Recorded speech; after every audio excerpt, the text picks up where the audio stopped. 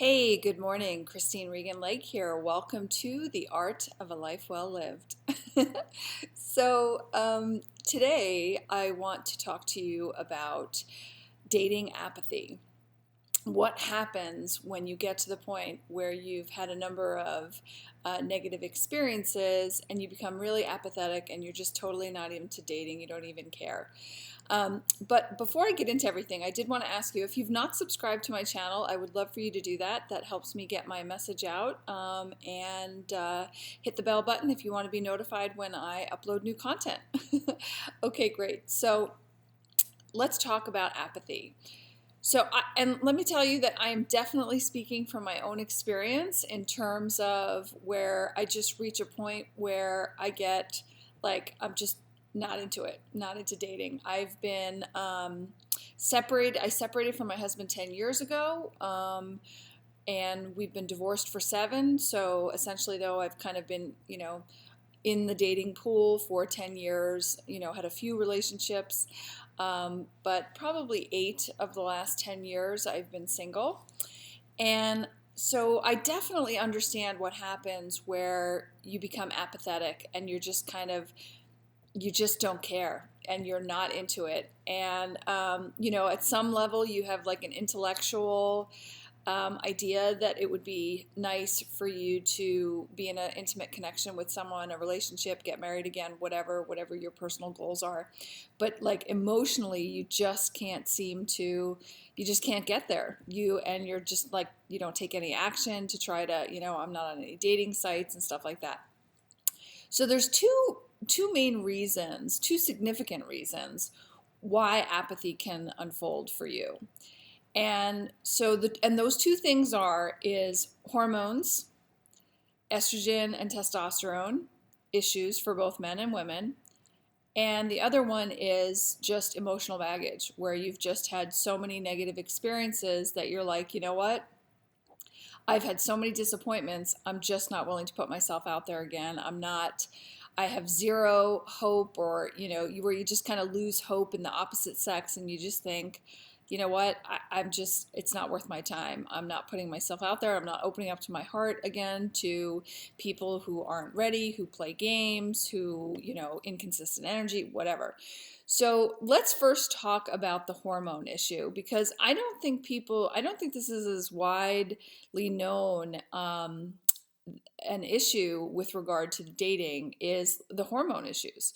So for men and women, obviously testosterone and estrogen play a huge role in how we live our lives and how it influences what we do and how we feel and, things like that in our behavior.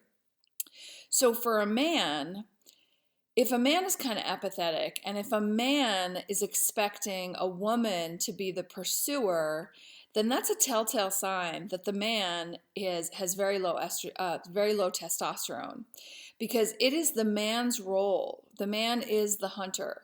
It's the man's role to pursue the woman. So if he is in a place, or you are in a place of kind of sitting back and expecting the woman to pursue you and be, courting you and be the one, trying to move the relationship forward, you're out of whack with your testosterone. You have too much estrogen and you're not enough testosterone.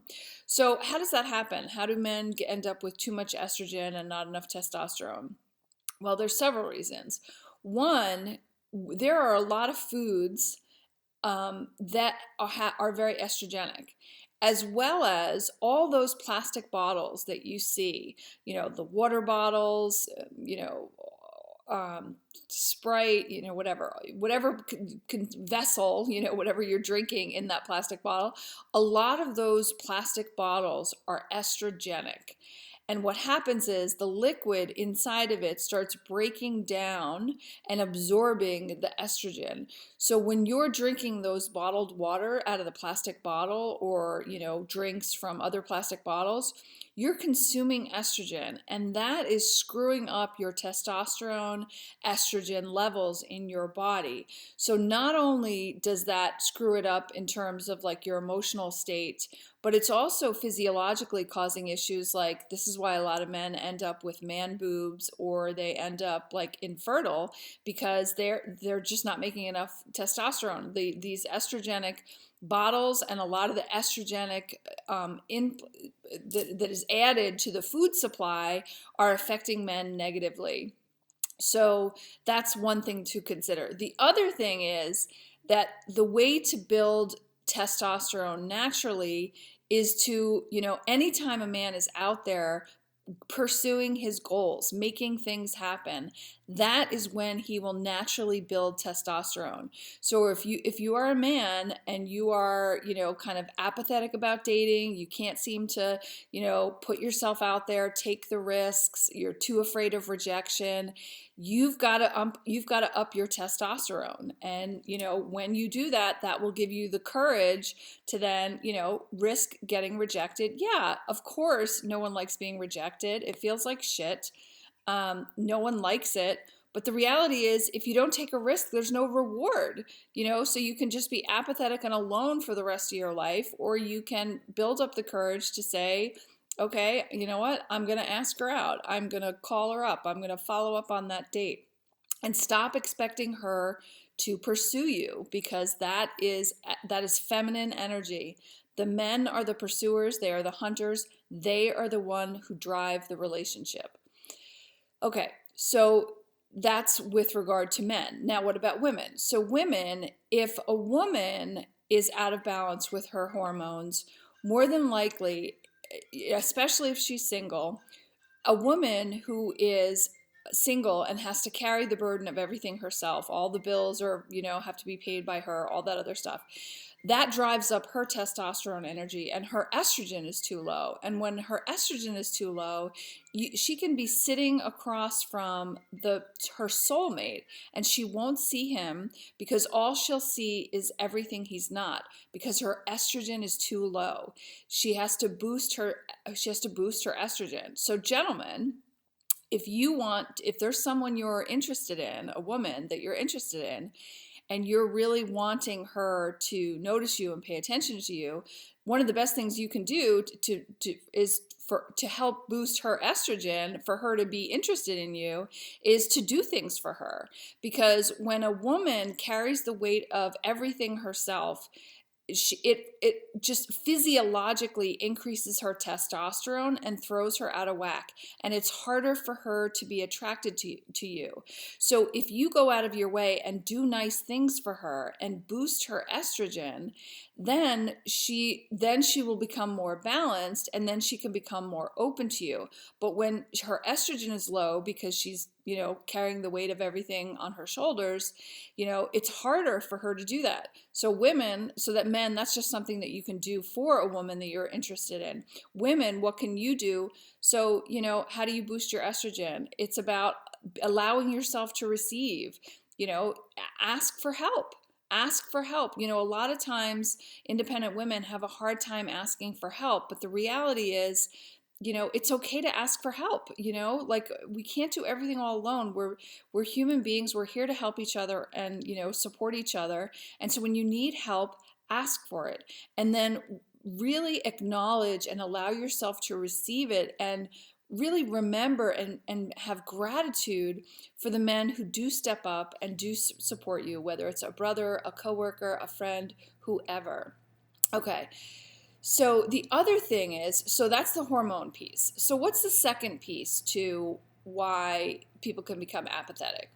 Well, it can be emotional baggage, because you've had one after the other, after the other, after the other of negative experiences in an intimate connection, that you get so burned out and you lose hope in the opposite sex. And you're kind of like, it gets harder and harder and harder to open up your heart to a new person when it's been hurt so many times before. And in your mind, you're saying, why am I gonna, it's not worth it. I'm not opening myself up again just to have it happen again and again and again and again.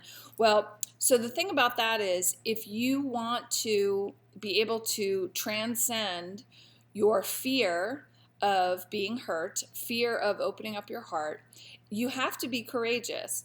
But you also have to take responsibility for what part you played in the past in terms of allowing a dysfunctional or unhealthy relationship to unfold, right? So you have to look back and you have to say, okay, so this connection, what was it that was good and what was it that was bad, and how did I contribute? How was I a part of co-creating something that was unhealthy? Did I allow my boundaries to be violated? Did I not speak my truth about what I wanted to? Did I settle in certain things that I didn't really want to settle with because I didn't want to be alone? We totally have to take 100% accountability for, every connection that we've been in. And one specific exercise that I did that I found really helpful was I went back and from all the way from the first boy that I dated to, my husband, to the relationships after my divorce, I wrote every relationship down and I wrote the pros and the cons. And then I looked at all the cons and I said, well, what are my patterns, right? Because if you have a negative pattern, you've got to become aware of it. And the only way to break a pattern is to first become aware of it and then consciously choose to say, I'm not participating in this pattern anymore. So you have to look at your relationships and you have to take ownership of what part you played in having an unhealthy relationship that might have been imbalanced and things like that. But you have to own your part about what you did or didn't do. You also have to look at the patterns that you've had in your relationships, and you have to look at your beliefs. Like, do you genuinely believe that love is supposed to be painful and a painful struggle? If you believe that love is a painful struggle, then that is all you will attract, because that is the only thing that you're focusing on. If you want to consciously believe that, like, there are healthy relationships out there, there are healthy loving marriages where people treat each other with love, kindness, and respect, and so you can co-create that. But first you have to understand what your patterns are, what your beliefs are, where you have been a victim and a cohort in co-creating an unhealthy relationship. And then you have to consciously choose differently. So, the reality is that we are human beings and we are hardwired for connection. And so, we can get all caught up in saying, well, I'm independent, I like being by myself. But the reality is that we are built for connection. It's how we're hardwired, and people thrive in relationships. It's proven when you go to sleep at night, and right next to someone that you love, that you sleep better. And there's so many profoundly positive benefits to being in a loving, healthy relationship. So if you are feeling apathetic, I know how you feel. I have totally been there before. I haven't been on, dating sites in years. They're not really my thing, but whatever. Open yourself up to it. Find the courage to say, I deserve to have a healthy relationship, and really focus on, how do I shift out of this apathy? How do I open my heart again? And not that you're going to go out, and because I don't believe in forcing things either. I think when you try too hard, that kind of can be negative. But if you know that you've had a closed heart and you've been very cynical and jaded about the opposite sex or the same sex, whatever, if you're jaded about dating and relationships in general, that's not going to serve you. That's not going to improve your life. There are healthy relationships that are out there that are loving and respectful and kind and passionate, but they don't happen by accident. People co-create them consciously. So if that's something that you want in your life, you have to consciously co-create that and magnetize it into your life. And then once you attract it, you have to do the work to maintain it, because amazing relationships don't happen just, by accident. Amazing relationships happen because both partners take ownership of the relationship and say, we're going to choose to nurture this, and we're going to invest our time to create something beautiful and amazing and sacred. So that's all I wanted to share with you. I hope you found value in that. If you're not aware, I am an abolitionist, and I am doing a fundraising campaign for Operation Underground Railroad. They are a nonprofit that rescues children from human trafficking, and it is my mission to raise $1 million for Operation Underground Railroad so that we can rescue these children from these horrific conditions. These children need our love and leadership. Thank you so much, and I hope you have a great day. And if you have any questions or if you have any topics that you would like for me to cover, please put it in the description box. I would love to, I'm here to serve, and I want to share anything that I can about what I've learned from being a holistic healer for 10 years, doing energy work, healing people with emotional and physical trauma. And, I'm here to serve. Thanks so much. Have a great day. Take care. Bye-bye.